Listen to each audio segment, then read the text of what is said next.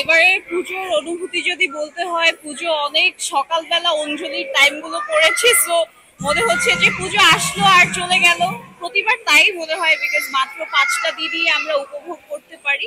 আর দেখতে দেখতে আজকে তো বিজয়ের দিন, শেষ দিন। তো ভালোই কাটলো পুজো।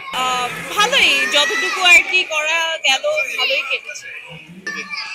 নিরাপত্তার কথা যদি বলতে হয়, আমার কাছে মনে হয়েছে খুব ভালোভাবেই সব জায়গায় আমরা খুব সিকিউরলি সব পুজোগুলো কভার করতে পেরেছি। নিরাপত্তার জায়গা ভালোই ছিল।